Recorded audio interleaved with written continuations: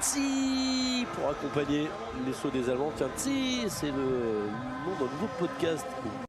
Et même le podcast francophone de Swaski et Combiné Nordique. Chaque semaine, retrouvez résultats, analyses, statistiques et même des interviews passionnantes dans Tsi.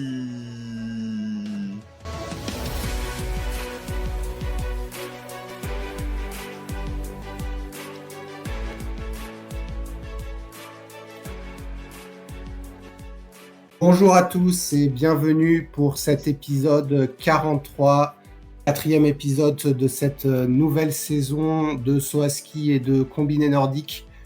Aujourd'hui, et comme toutes les semaines, je serai avec Romain à Geox 120. Ça va, Romain? Salut Will, écoute, ça va très bien. On a parlé déjà un peu de Swaski cet été. Il y a eu des grands prix d'été, là on se souvient de Courchevel, il y a eu les Jeux européens.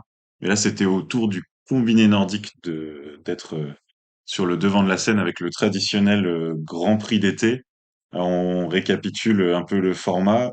Une semaine, trois étapes. Alors cette année c'était Oberwiesenthal, donc dans le nord de l'Allemagne, Oberstdorf, le grand classique en nocturne, et 2 jours en milieu de semaine, et donc 2 jours à Villars en Autriche, et aussi un combiné nordique qui fourmille de nouveautés.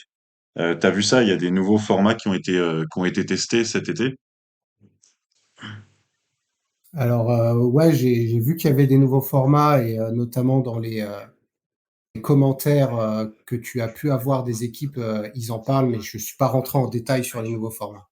Alors, on a eu un test à Villars d'un individuel compact. C'est finalement assez simple, même si peut-être ça va être compliqué à expliquer. Le saut se passe comme d'habitude, sauf que les temps de départ du fond, au lieu d'être sur les écarts réels des sauts, c'est une table en fait. Le premier, bon, le premier est premier, le deuxième part à 6 secondes, le troisième à 12 secondes, le quatrième à 18 secondes, et ainsi de suite. Et puis c'est même un peu dégressif, c'est-à-dire que ça se resserre après. Donc Ok. ça a comme intérêt de resserrer les courses de fond. Et ça a fonctionné comme ça.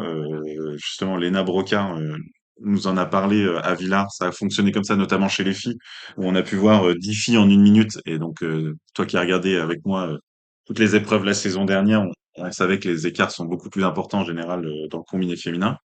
Et ça a été ressenti. On a eu aussi Antoine Gérard qui nous en a parlé, un peu comme une façon de contrebalancer la mass start, qui d'habitude favorise les sauteurs. En fait, c'est dur de faire des écarts sur le ski de fond en partant en groupe. Et donc, il y a peu d'écart après le fond. Et donc, c'est le classement généralement du saut qui est quasiment le classement final. Et ben là, on a une épreuve qui vient avantager plus les gros fondeurs. Donc, c'est ce nouveau format qui a été testé. Je sais pas, j'ai pas regardé en détail le problème de la Coupe du Monde s'il va être mis en place. On avait un autre format qui a été testé à Oberwiesenthal le premier week-end. C'est le team mixte, le single team mix, donc euh, un athlète de chaque sexe par pays. Donc finalement là, pour le coup, on connaît le team sprint. Voilà, c'est un team sprint mixte. Rien de révolutionnaire, mais c'est plutôt dans l'air du temps de l'avoir introduit. Ouais, donc du coup, à voir comment la FIS va déployer ses concepts sur la saison. Un Summer Grand Prix donc en combiné nordique, comme tu l'as dit, qui s'est passé sur une période très resserrée, puisque la première épreuve a eu lieu le samedi 26 et on a terminé dimanche dernier, le 3 septembre. Donc vraiment, sur une semaine, on a eu 4 épreuves. Je pense que ça fait faire des économies aux équipes de se retrouver dans la même région, plus ou moins entre Oberwiesenthal, Oberstdorf et Villars. Mais voilà, on n'aura pas plus de combinés nordiques hormis les épreuves nationales d'ici le début de la Coupe du Monde. Mais il y a quelques enseignements à avoir de ces épreuves. Et donc, on va plonger, si tu le veux bien, dans les résultats en commençant par l'épreuve d'Oberwiesenthal. Épreuve remportée par un Allemand devant un autre Allemand. Et il y avait 4 Allemands dans les 6 premiers, non mais même 5 Allemands, 6 Allemands, Ouais. 6 Allemands dans les 7. Alors là, la FIS, ils ont fait un calendrier resserré avec seulement 3 étapes pour espérer avoir aussi le plus d'équipes possible au même moment. Et ben ça a pas marché parce que même avec ce format-là, Oberwiesenthal, c'était les Allemands à domicile qui sont venus, quelques Autrichiens et après beaucoup des nations, on va dire que des plus petites nations du combiné nordique. Ça avait une tête de bonne grosse coupe continentale. Donc c'est un Alors, il y peu avait dommage quand en même, fait. ouais, il y avait quand même 3 Norvégiens qui étaient là, Einar Softebro, Flatla Ouais, et voilà, comment il mais s'appelle? et Oberstadt, mais Björnstadt, bon, c'est pas la ouais, grosse équipe non plus quand il manque Rieber, pas quand il grosse. manque Grabach. Les Français ne sont pas venus, les Finlandais n'étaient pas là. Enfin, on voit parce on va voir qu'ils ont eu un impact dans la reste de la semaine. Donc voilà, Oberwiesenthal, c'était déjà un début en douceur, mais par contre, c'était la seule épreuve qui était diffusée avec un stream sur YouTube ou sur une plateforme. Quand le reste n'était carrément pas diffusé, il y avait même pas de diffusion sans commentaire. Donc on parle aussi un peu à l'aveugle. C'est pas le meilleur moyen de mettre en avant le combiné. Donc on connaît les difficultés dans les négociations avec le CIO. D'un point de vue Ouais. purement sportif, ouais, tu t'es revenu dessus. Julian Schmid, donc là pour le coup, c'est finalement la logique. Il était dans les meilleurs mondiaux la saison dernière, devant Ritzek et Röhrl, l'Autrichien. Donc finalement le meilleur Autrichien aligné, bah, fait le podium. Euh, je vois pas grand-chose de plus à dire. Je sais pas ce que t'en penses. Non, c'était une compétition, comme tu l'as dit, où les meilleurs ont gagné. Julian Schmidt qui gagne quand même le saut devant Röhrl, qui, on le sait, est un excellent sauteur. Rudzek était troisième après le saut et lui, on sait qu'il n'est pas connu pour, enfin, en tout cas, il n'est pas censé être dans les 3 meilleurs sauteurs. Donc ça montre bien ce que tu as dit au niveau de la densité du plateau. Et donc c'est ces 3 premiers qui avaient déjà creusé un écart puisque Röhrl était à 25 secondes de Schmidt et Rudzek était à 45 secondes de Schmidt. Bah, Schmidt a plutôt contrôlé. Il termine avec le 4e temps du fond et il garde 17 secondes d'avance sur Rudzek. Donc Rudzek lui en aura repris quasiment 30. Rudzek fait le meilleur temps de fond et Röhrl, qu'on connaît être quand même un moins bon fondeur, fait le 8e temps et termine à 1 minute. Et personne n'a réussi à le rattraper puisque Christian Deutschel, qui était 4e du saut, fait le 30e temps et s'effondre à la 11e place. Et Simon Mack, donc, ou Simon Mach, qui est un jeune de 2002 qui a un énorme potentiel, lui fait le 10e temps et termine à la 7e place.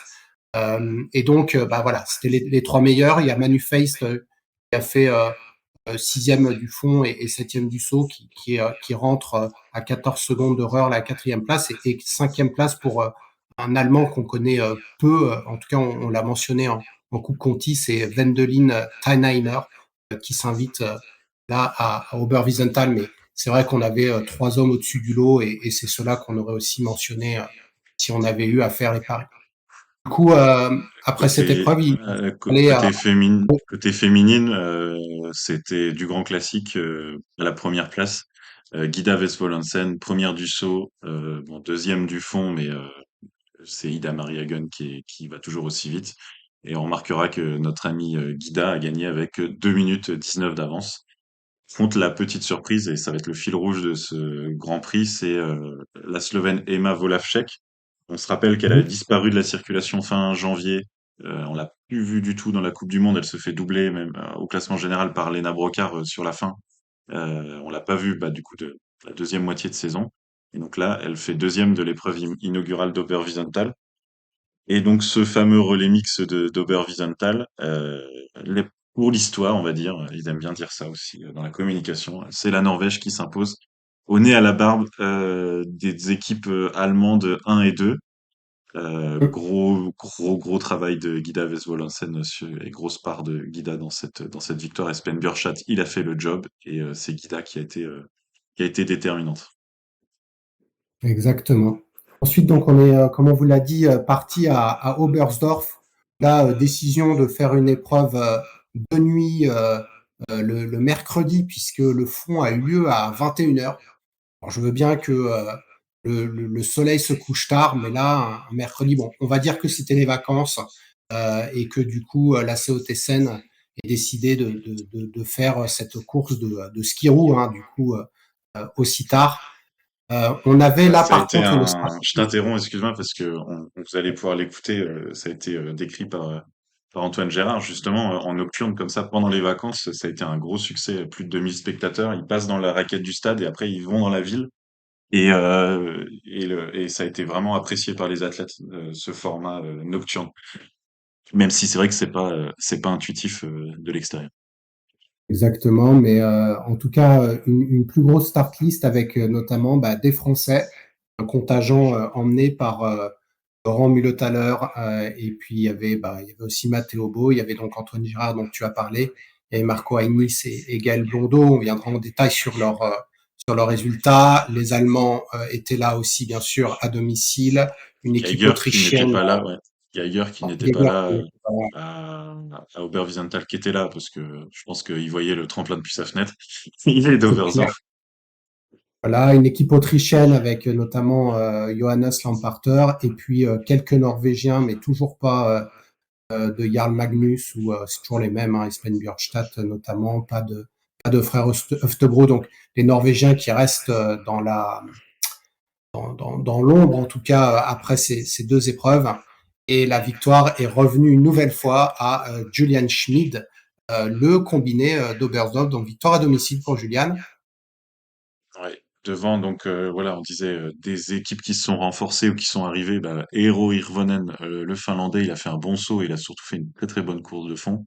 Et Franz Josef Fröhrl qui gagne le saut et son 21e temps de fond n'a pas l'a pénalisé pour la victoire, mais lui a quand même permis de rester sur le podium. Ils ont sauté sur je sais plus sur quel tremplin ils ont sauté. Large hill, donc ils ont sauté sur le HS 137, donc voilà, il y avait des écarts importants après le saut. Et donc finalement les enseignements pour nous les Français, c'est que Laurent Multhaler, eh ben, il continue sur sa lancée de la saison dernière. Il prend la 8e place avec un 4e saut, un 18e temps de fond. Et après, c'était un peu plus loin quand même. Matteo Bo, 22e, 21e du saut. Donc je pense que ça l'a pas satisfait. Antoine Gérard a pris la 25e place et avec une course de fond, il nous a décrit où il s'est bien donné et qu'il a comment dire? Il a utilisé des mots assez imagés pour dire que voilà, ça a vraiment décrassé, c'était sa première course de la saison, bah, pour tous les Français et c'était intense. Marco Hainis, 31e avec le 11e saut et donc une grosse reculée ensuite en fond. Euh, Gaël Blondeau, 36e avec un résultat équilibré et on avait un sixième Français engagé, c'est Maël Tirode. Sauf que là, il n'a pas pu s'exprimer, il a été disqualifié avant le saut carrément. Donc Maël, on savait qu'il attendait cette sélection. Il nous en avait parlé dans le podcast l'année dernière. Il a fallu attendre encore quelques jours de plus pour pouvoir s'exprimer au niveau Coupe du Monde. Oui, et puis donc un Eero Hirvonen, comme tu l'as dit, qui termine deuxième de cette course. Il a remporté le fond. On sait que c'est un très bon fondeur, mais il avait 30 secondes de retard sur Julian Schmidt. Après le saut, il termine à 3 secondes, donc je pense que ça aurait été 1 kilomètre de plus. Il mangeait Julian Schmidt, troisième. En effet, Franz Josef Roll qui porte encore le saut. À noter dans les bonnes performances sur un seul des deux segment. On a une nouvelle fois Christian Deutschel qui fait un super saut, troisième après le saut, mais qui avec une 36e place en fond termine à la 21e place. Et pour ceux qui ont bien couru en fond et qui ont fait des remontées, on a Fabian Risleux, toujours là, 33e du saut et qui termine 15e de l'épreuve avec une deuxième place en fond. Et ton ami Vincenz Geiger qui était 35e après le saut, termine que 24e. Il a dû partir sûrement avec la vague. Troisième de l'épreuve de fond. Donc là, il faut du côté de Geiger se rassurer au tremplin, mais on voit que sa forme en ski est toujours bonne. Et puis après, on a ce Johannes Lamparter qui a été, disons, moyen. Il termine 9e avec un saut, il est 14e, un fond, il est 7e. Donc je dirais plutôt un peu comme Laurent pourrait ou Antoine pourrait le décrire, une reprise en décrassage, mais loin du niveau de Julian Schmid, donc qui ici à Oberstdorf remporté sa deuxième épreuve. Côté féminin, et ben, on reprend les mêmes et on s'est dit: «Ça y est, Guida continue sur sa lancée». Donc Guida Westphal-Hansen, elle gagne le saut, elle gagne le fond ce coup-ci. Elle a pas fait de détails. Heu, Elle s'impose de nouveau devant Emma Volavchek. Donc là, on commence à se dire: «C'est sérieux, cette Slovène-là, il y a du niveau». Donc 5e du saut et 2e du fond et la locale de l'étape, Nathalie Armbruster, maintenant qu'on ne décrit plus, 3e en étant une combinée complète 4 et 4. Et donc la première française, enfin du coup la seule française engagée, c'est Lena Brocard, elle prend la 11e place, 11e du saut, donc déjà assez loin à 1 minute 50, et 10e temps de fond, donc elle est restée dans ces classements. Euh, on avait Jenny Novak, je la cite maintenant parce elle a bien performé aussi par la suite. 3e du saut et 5e du fond, donc elle a été 4e du classement.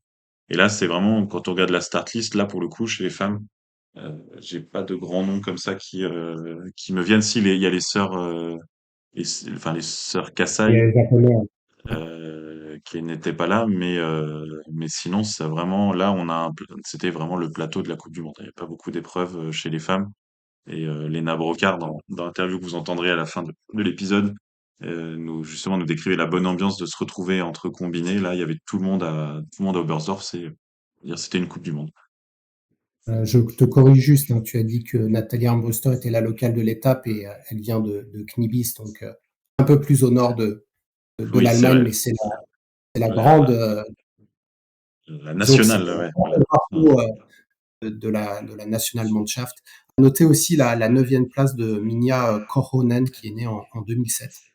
Donc là, on est sur une jeune fille qui a à peine 16 ans et qui a affiché, je ne la connaissais strictement pas, elle a affiché en tout cas un talent certain pour porter les couleurs de la Finlande, qui n'est pas une grande nation du combiné nordique féminin, alors qu'elle a obtenu de très belles performances il y a quelques temps, ou encore là on l'a vu avec Hirvonen chez le masculin. Voilà pour les deux épreuves donc à Oberstdorf, comme on vous l'a dit, hein, c'était le soir, donc il n'y a pas eu d'épreuve par équipe à Oberstdorf. Et puis on est parti dans un endroit qu'on connaît bien, en tout cas en saut à ski, sur le petit tremplin de Villars, tremplin qui est encore utilisé pour des coupes continentales, mais surtout, on l'a vu lors de la Sylvester Tournée chez les féminines. Et donc c'était le bouquet final de la finale du combiné nordique, en tout cas de l'été, avec ce fameux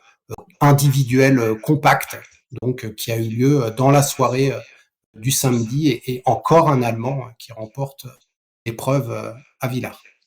Et oui, alors Julian Schmid, il s'est arrêté à Oberstdorf. Il a revu de la lumière chez lui. Il a senti l'odeur de la maison. Il s'est dit non, je vais pas en Autriche. On rigole, mais en tout cas, il n'est pas venu en Autriche et donc il a laissé la voie libre à ses collègues. Et donc sur ce premier compact, c'est Johannes Ritzek qui s'est imposé. Finalement, c'est pas une grande surprise sur ce type de profil. Il fait 9e du saut. Donc en fait, là, 9e du saut, il part à 36 secondes. Quel aurait été là, il faudrait s'amuser à être un peu geek. Quel aurait été son écart réel avec ce saut-là? J'ai envie de dire, on saura pas parce que on va pas faire le calcul, mais en tout cas, 9e à 36 secondes, ça paraît assez proche. Et grâce à ça et ses qualités de fondeur, il a pris la victoire vraisemblablement au sprint devant Terence Weber, parti 6 secondes devant lui. Euh, Ils ont et donc, sûrement fait la course ensemble tout le long avec sûrement Lamparter, puisque Lamparter était parti 2 secondes derrière lui, il a terminé à 3 secondes, et sûrement Lolo. Donc je pense que les quatre hommes, et voire David de Marre aussi, ont dû être ensemble avec une attaque de Ridzek dans la dernière montée, hein. Ça, au vu des résultats, on sent quand même ce truc. ouais, c'est exactement ça. Et justement, Antoine, il nous a décrit Elena aussi d'ailleurs, que c'était vraiment le format compact. Ça permettait à des petits groupes de se faire très facilement. Là, on a vu entre la 9e et la 10e place, il y a que 2 secondes. Donc sur un jump, ça se rattrape. Des petits groupes qui se font, mais il disait, on peut aussi passer facilement d'un groupe à l'autre. Et donc en fait, en termes de comment dire, d'intérêt visuel, ça s'annonce comme des épreuves stimulantes. Alors faut voir si on perd pas un peu l'essence du combiné, parce que bah, les écarts du saut ont leur importance. Mais c'est vrai que si l'épreuve est passionnante à suivre, on va peut-être un peu oublier assez rapidement cet aspect-là. Dans ce Il y a quand premier... même quelque chose qui était bizarre, c'est que les trois premiers du saut se sont fait disqualifier. J'ai pas exactement l'histoire, je sais pas si tu l'as, Non. mais Christian Deutschel, Stéphane Rettenegger et Ilka Ah Erola, bah les regarde. trois premiers du saut, se sont fait disqualifier. Ah oui, effectivement. Il faut vraiment Leave dire, the... mais Bah, là, alors en anglais, leave the marked course, ça voudrait dire serait sorti du parcours.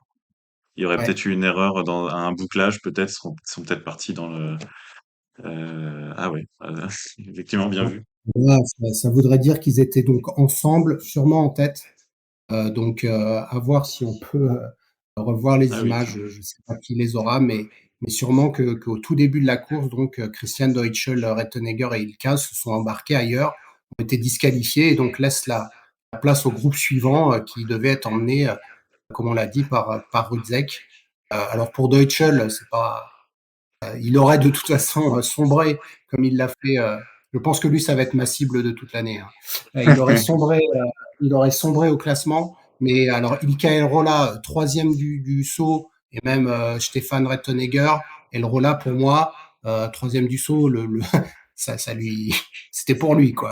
écoute, Donc là, je dirais que Rudzeck a eu de la chance que ce fait de course ah soit oui. passé pour l'emporter devant Terence Et, et laisse et, l'emporter. et tu fais une magnifique transition parce que justement, je pense que mu par l'envie de revanche, le lendemain, on retrouve vainqueur donc sur un Gundersen, tout ce qu'il y a de plus classique, et donc pour finir ce Grand Prix d'été, Ilkay Rola, troisième du saut, Ah, donc on voit il a été bon de nouveau le lendemain. Et il a gagné devant Stéphane Rettenegger, donc les deux disqualifiés. Et on regarde ouais. tout de suite notre ami Deutschel, qui était dixième du saut, donc un peu plus en retrait. Et bon, bah, 40e temps de fond, ça pardonne pas. Ah non, Et tu vois, la dixième du saut, il était à 57 secondes. Donc on a vu tout à l'heure, le dixième est parti c'était à il y a à 38 peu près secondes 20 sur le secondes, compact. Ouais.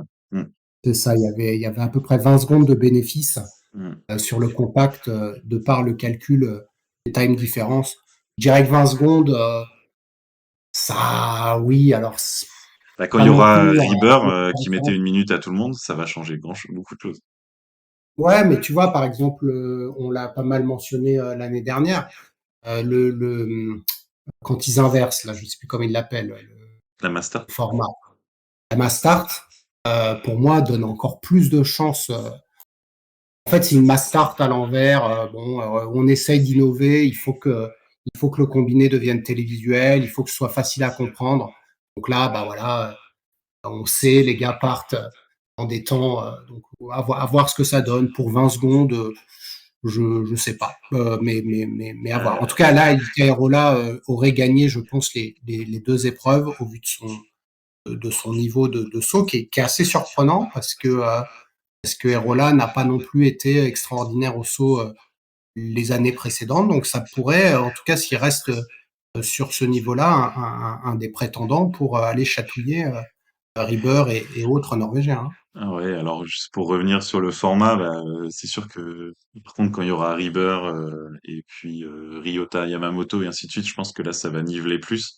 Et puis là aussi Mhm. c'était une épreuve sur un petit tremplin. Et donc où il y a par essence déjà moins d'écart comme un Ramsao l'hiver, des choses comme ça. S'ils font du compact sur grand tremplin, ce sera quasiment enfin tu vois celui qui partira à 20 secondes, ce sera quasiment comme une Mastart quoi. Oui. Mais pourquoi pas avoir un format qui est dynamique et moi je verrais bien, tu vois, ça pourrait être assez amusant, un week-end avec un compact et une Mastart. Comme ça, t'as une épreuve fondeur, une épreuve sauteur. Et puis presque limite, faudrait un classement combiné, ça sera le combiné du combiné, tu vois. Ça pourrait être assez rigolo. Alors Euh, pour juste te montrer en quoi Ilkay était plutôt à l'aise, il a demandé un coach request pour baisser la barre lorsqu'il s'est lancé. Donc Ilkay qui demande des coach requests, c'est quand même assez sympa, quoi. L'année dernière, c'était à Haute-Epée où il était fort de tête.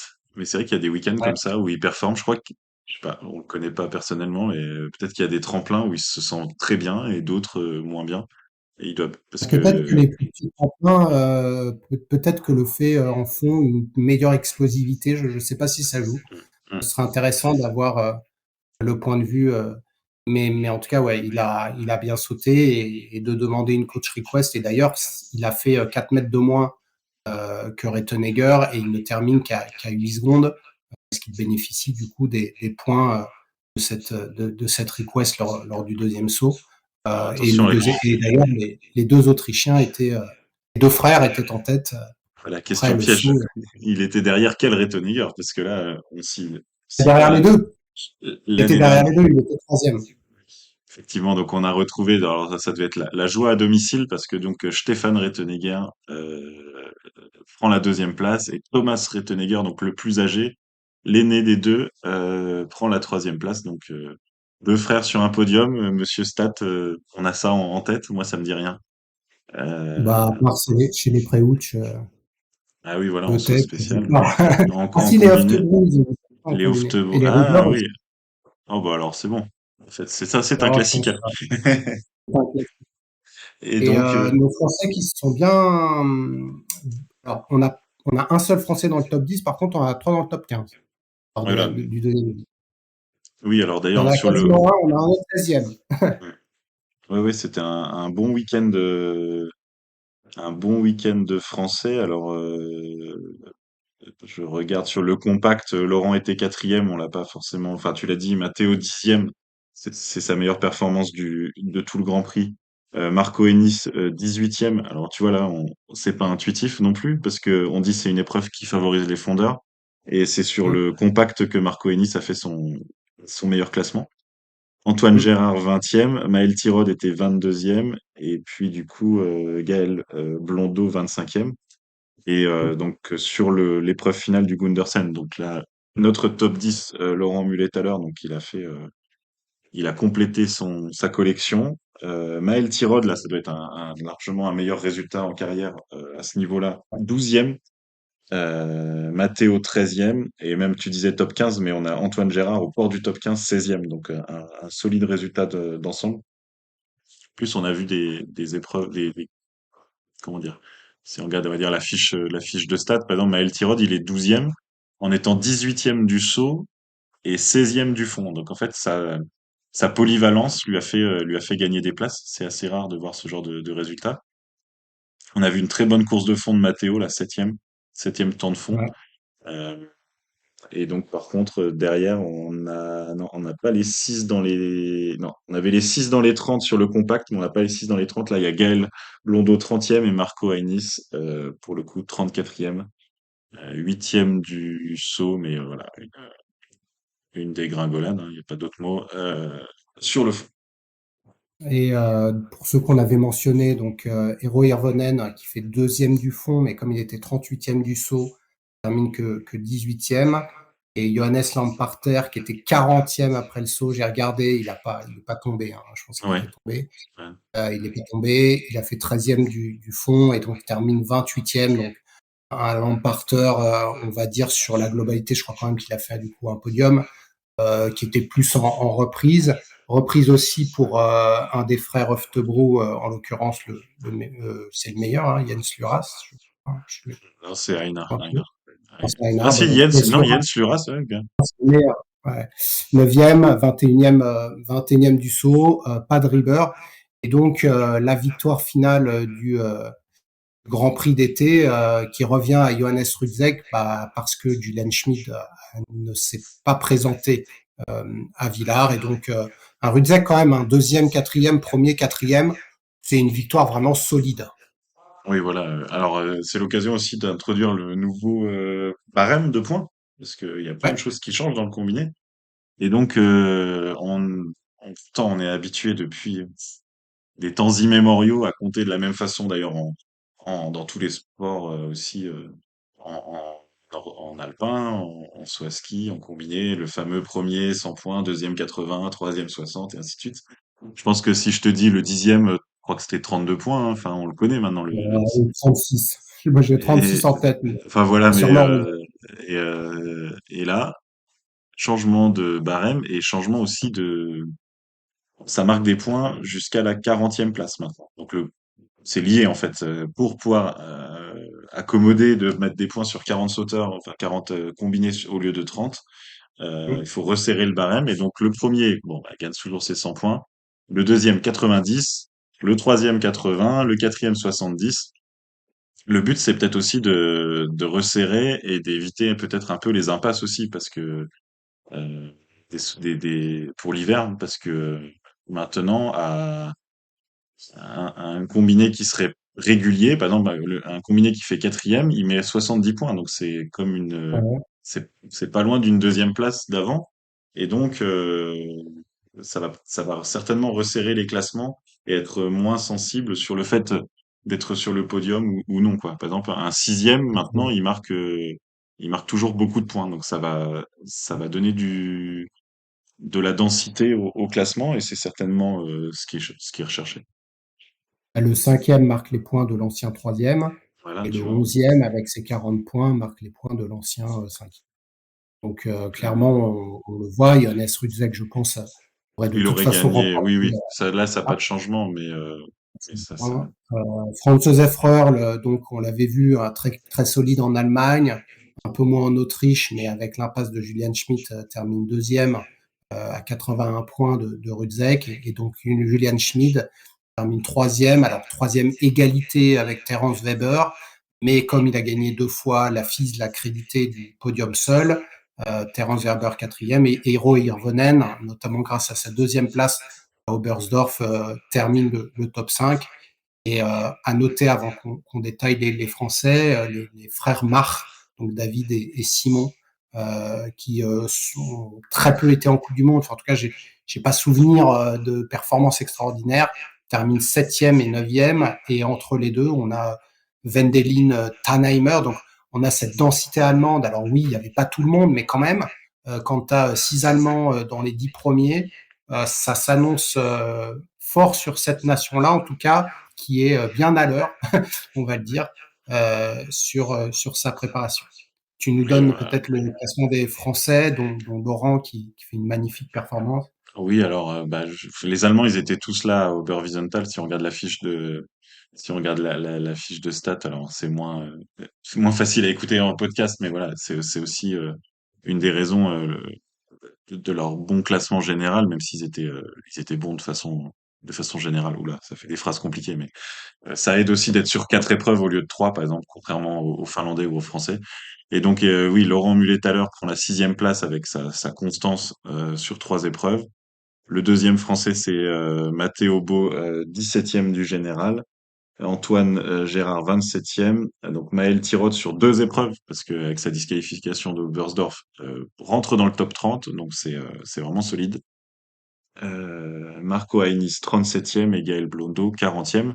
Et donc avec maintenant ce format, voilà, nos Français ont marqué des points. Je sais pas comment on va s'adapter en disant, tu vois, même tout à l'heure j'ai dit tous les Français dans les 30, mais ça n'a plus vraiment Alors, il faudra autant de aller sens. chercher et dire tous les Français Français dans dans les les 30. 40. Et Un à autre noter, intérêt, je pense, du format 40, des points pour les 40 premiers. Je me souviens de la fin de saison dernière où on regardait le top 55 par rapport au quota. Sauf que dans le top 55, en fait, c'est des sauteurs ou enfin, des combinés qui mettent des points une fois ou 2 fois dans la saison. Il suffit un gars, on avait eu ça avec Malachinski le dernier jour, qui fait qui marque 3 points, et puis il gagnait 10 places au général, parce qu'en fait, au niveau du top 55, en fait, il marque très, très peu souvent des points. Là, maintenant, avec des points dans les 40 premiers, cette course au là, quota, le 55e, le 55e a 14 points sur 4 épreuves. Donc, tu mets une trentaine d'épreuves, Mm. tu multiplies par 8, ça fait quasiment un Et 55e à donc 100 points. Alors, je sais et pas ça si c'est le cas, mais sera, non mais voilà, et ça sera beaucoup moins aléatoire. Moi, je pense que la course au quota, là, au 55, sera plus représentatif, parce que finalement, un gars qui était sur une première phase, il faisait une fois 30e, il avait 1 point. Un autre qui pouvait faire 4 fois 32e, et puis bah, finalement 0 point, et puis il rentrait pas dans la course au quota. Donc voilà ce qu'on pouvait dire. et Euh, puis juste donc pour les concurrents internationaux qui avaient très bien réussi l'an dernier. Alors déjà, Il Kairola, il termine quand même 13e, alors qu'il a un 0 point sur la course où il a pris le Oui, mauvais chemin. Le Jens Lura Softebro, donc deuxième l'an dernier, et qui là, je l'ai vu passer, mais dans la deuxième page, je crois, voilà, 30e, avec en fait une seule course potable, la dernière où il a terminé 9e. Jarl Magnus, on l'a dit, n'a pas participé à ces grands prix. Christian Ilves, 5e l'an dernier, on n'en a pas du tout parlé là dans les derniers trois quarts d'heure, et il termine 50e avec seulement une 23e place. Donc Christian Ilves à revoir. Röhrl, on l'a dit, pas mal. Geiger a fait qu'une course sans plus. Lolo, on l'a dit, super. Ilka, très bon. Et Manifest, qui a ouais. été très correct. Voilà, donc on commence à avoir une petite idée. Il y a un Rudzek, en tout cas, qui par sa performance, n'était pas dans le top 10 et revient. Et donc, voilà comment les enseignements, en tout cas, de ce Grand Prix d'été en combiné nordique masculin. Oui, voilà, à relativiser, mais par exemple, donc, sans surprise, Ridzek était le meilleur fondeur de ski-roue de ce Grand Prix. On peut voir que Matteo était le 11e, donc c'était le premier Français. Et donc ton ami maintenant, ton nouvel ami Christian Deutschel, le meilleur C'était sauteur. bon. On a Ah, aussi donc les femmes qui ont fait le même programme que les hommes. Et donc là, il s'est passé un tremblement de terre dans le monde du combiné féminin. mm. Disparition, il n'y a pas d'autre mot, de Guida Vesvolansen. Alors le samedi sur le compact, elle gagne le saut, elle s'élance et elle s'arrête en cours de route. On a cherché à avoir des infos de l'intérieur par plusieurs façons. Elle n'est pas tombée parce que voilà, le ski roue, on sait que des fois ça peut donner des chutes. Pas tombée, pas de maladie annoncée par son équipe ou de choses comme ça. Elle s'arrête, donc elle n'est pas classée et elle est carrément pas sur la liste de départ dimanche. Donc quand le chat n'est pas là, les souris dansent. Sur Mm. le format compact, il n'y en a qu'une qui pouvait gagner, c'est Ida Marie Hagen, c'est la meilleure fondeuse. Elle fait un saut en plus tout à fait correct, elle part à 22 secondes, elle gagne. Devant, euh, c'est pas Poulinec, c'est Volavchek, qui a pris une nouvelle deuxième place, et Nathalie Armbruster la troisième. Et tu l'as cité tout à l'heure, Minja Koronen, la Finlandaise de 2007, donc on parle d'une jeune de Mm. 16 ans, qui a pris la quatrième place. C'est aussi le meilleur résultat de Lena Brocard là, sur cette série d'épreuves. Sixième avec le quatrième saut. Et tu vois, il y a un côté, il doit y avoir un côté qu'on voit pas sur les fiches de stats, de résultats. Elle fait le 14e temps de fond, donc on pourrait penser qu'elle allait faire une grosse reculée. Et finalement, elle passe de quatrième à sixième, ce qui est tout à fait correct. Alors, juste pour un peu relativiser, il y avait 19 classés, hein, donc je ne pouvais pas descendre trop bas. Mais oui, Ben non, mais si, normalement. avec le format compact, avec des tout petits écarts après le, après le saut, avec un 14e temps de fond, on aurait pu penser qu'elle allait reculer peut-être beaucoup parce que vu que les écarts du saut étaient faibles. Donc Mm. bon, on demande à voir une épreuve à la télé ou en vrai de ce compact pour avoir un avis final. Et donc Emma Volavchek a parachevé son super Grand Prix d'été quand même en gagnant le dernier jour.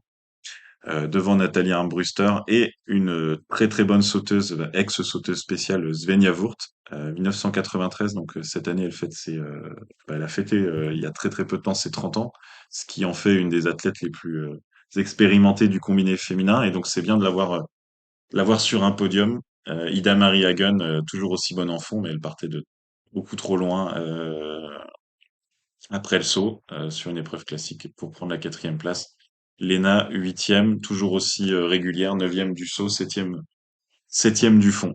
Donc, et Minja Koronen, tu vois, onzième, donc, et avec visiblement des grosses caractéristiques de fondeuse, hein, quatrième du fond. On a hâte de la voir cet hiver. Ouais, je pense elle aura sa place sur la Coupe du Monde. Lena, bon, elle se fait quand même battre par Daniela Dejori sur la dernière épreuve. Je dirais que on est dans une phase de reprise. On écoutera l'interview que tu as pu avoir, mais c'est bien qu'elle ait participé à ces épreuves pour se mesurer Comme tu l'as dit, la plupart des meilleurs étaient là, hormis les japonaises. Donc, c'est de bon augure et on espère qu'elle se battra pour le top 5 dans la Coupe du Monde qui redémarrera. Elle termine, je crois, à la. Je La n'ai 12e plus. place, mais là, elle est vraiment très très pénalisée par l'absence à Oberwiesenthal, parce que là, dans le top 15, il y en a que deux qui ont manqué Oberwiesenthal, elle et Koronen, donc France et Finlande. Donc là, Oui, et avec en plus le système de points, maintenant qui va jusqu'à 40, alors qu'il y a qu'une vingtaine d'athlètes engagés. C'est-à-dire que la dernière de la course, elle marque déjà, tu vois, Oberwiesenthal, la 20e, elle a mis 22 points. Donc, ouais. Donc, victoire il faut. de Volafczyk, 50 points devant Natalia Armbruster et 60 points devant Ida Marie Hagen. Jenny Novak, quatrième, c'était l'ensemble des filles. C'est les filles qui ont fait les 4 épreuves qui, du coup, ont plus ou moins pris ce Summer Grand Prix au sérieux. Guida, elle aurait gagné, mais avec ce que tu as expliqué à Villars, elle termine cinquième. Svenja Wurth, de très bons résultats tirés par le saut. D'ailleurs, on trouve deux Italiennes pour la Renaissance à la suite du départ de Yannick Assif en saut spécial. Une autre Allemande, Maria Gerbot, fait les 4 épreuves et donc la jeune Koronen qui termine le top 10. C'était bien d'avoir aussi 4 épreuves chez les femmes. Il n'y avait pas eu de je fais 4 épreuves chez les hommes, mais allez, les femmes, on n'en fait que 3 pour le principe. Donc ça montre que la FIS euh, essaye, en tout cas, on verra, parce qu'il y a quand même moins d'épreuves à la Coupe du Monde, mais elles ont été là, aux mêmes endroits. Il y a eu le mixte. Donc on va dire que sur la parité, le Grand Prix d'été a plus ou moins respecté ce qu'il devait faire. Là, oui, c'était parité intégrale sur ce Grand Prix d'été. La meilleure skieuse, sans surprise, donc elle est aussi forte en ski roue que sur la neige, Ida Marie Hagen, mais Eva Volavcek était la deuxième. Donc c'est quand même, si on doit retenir un nom de ce Grand Prix d'été, c'est quand même Emma Volavcek.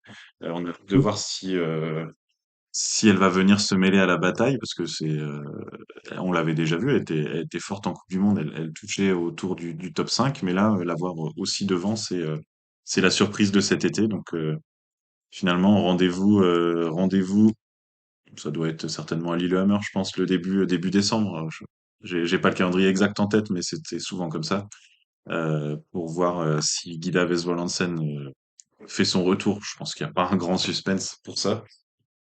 Et si surtout quelqu'un va l'empêcher de gagner toutes les épreuves de la saison, je crois on peut le souhaiter.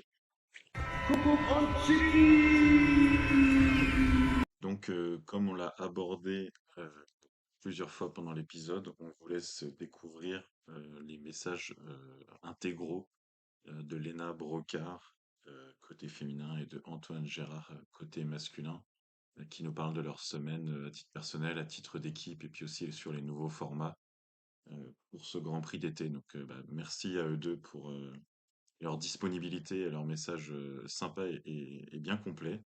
Et puis, bonne écoute à tous.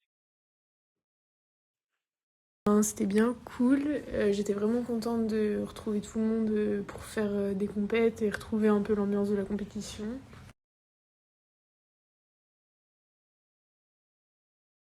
Dans le combiné féminin, en tout cas, il y a toujours eu une super ambiance et surtout quand on se voit pas comme ça pendant tout un été, ça fait du bien de revoir tout le monde et de voir que tout le monde a progressé et avancé dans la bonne direction.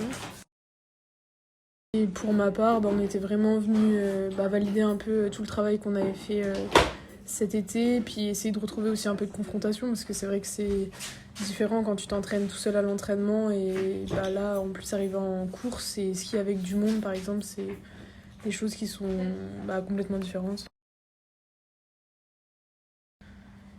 Et ça nous a permis de voir qu'on était vraiment sur la bonne voie, que sur ce qu'on travaillait, il restait des actes de travail, c'était sûr, mais que fallait continuer dans cette voie-là et que j'étais assez satisfaite, c'était cool. Puis même j'étais vraiment contente de courir, de retourner avec le staff français et d'être avec les garçons. Enfin, je trouve qu'on a vraiment une bonne équipe et j'échangerais vraiment mon équipe pour rien au monde, et voilà, je suis fière de faire partie de cette équipe de France. Et sur le format compact, j'ai vraiment trouvé ça intéressant parce que c'est vrai qu'il y a la Mastart qui met plus en avant les sauteurs. Et du coup, ce format compact met plus en avant les skieurs. Et j'ai trouvé que c'était beaucoup plus télévisuel, ou en tout cas, il y avait beaucoup plus de suspense. C'était ouvert aussi à plus de personnes pour jouer devant. Et j'ai vraiment trouvé ça fun de courir avec autant de monde. Et non, c'était vraiment cool.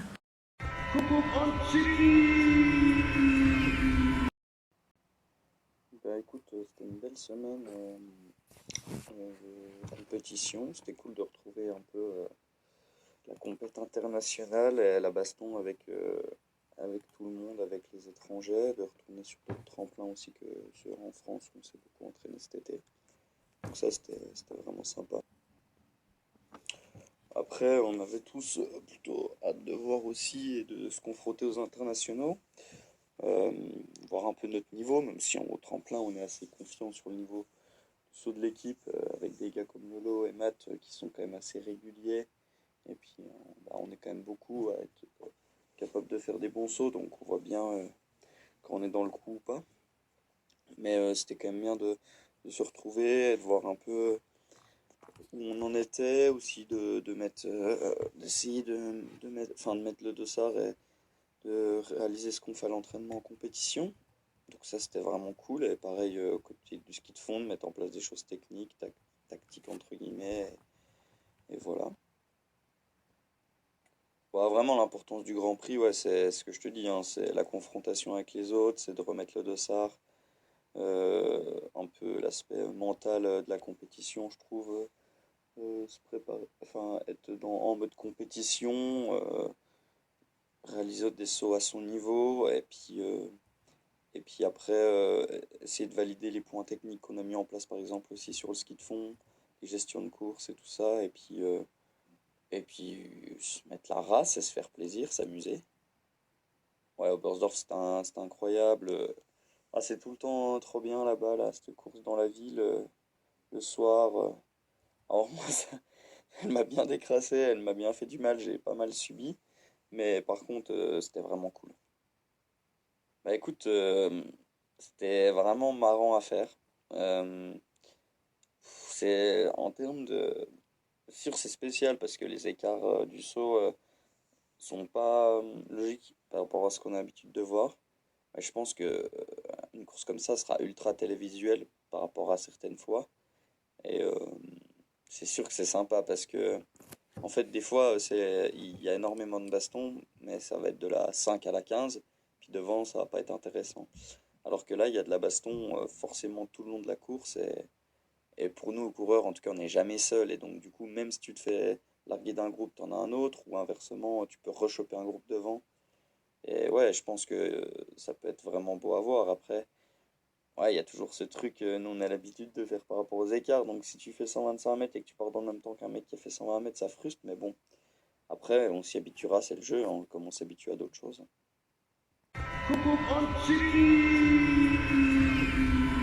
Voilà, et donc on vous retrouvera potentiellement.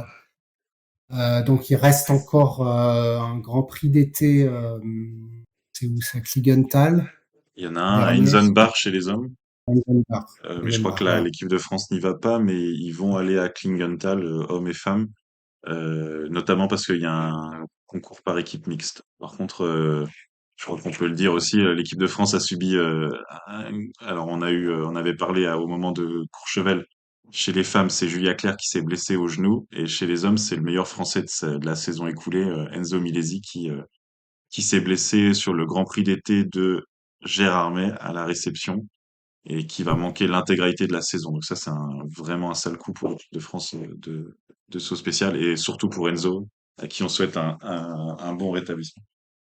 Oui, grosse blessure au genou, et donc on retrouvera les sauteurs, comme tu l'as dit, à Inzenbach le week-end du 30 septembre, à Kligenthal le week-end du 7 octobre. Il y a des coupes Conti, il y a de la FIS, il y a de l'OPA. Ça va commencer à beaucoup sauter, notamment courant octobre, mais on a aussi là une FIS Cup à Einsiedeln le 16 septembre. Il y a Kandersteg, l'OPA le 23. Ils vont aussi à Rasnov le 23. Donc il y a vraiment de quoi faire pour les sauteurs. Et donc, nous, on vous donnera rendez-vous pour sûrement un épisode. Alors, avant de présenter la saison, de résumé de la saison d'été en saut à ski, pour après réattaquer la saison de plein fouet avec l'ouverture de la saison cette année. C'est à Ruka, je crois. Oui, il va falloir être patient cette année. Il n'y a pas de Coupe du Monde pour nous faire une entrée anticipée. Donc oui, je pense qu'on se retrouvera pour un épisode après Klingenthal. On résumera les différents Grands Prix d'été, hommes et femmes finaux. Et sur les réseaux sociaux, vous pouvez continuer à nous suivre.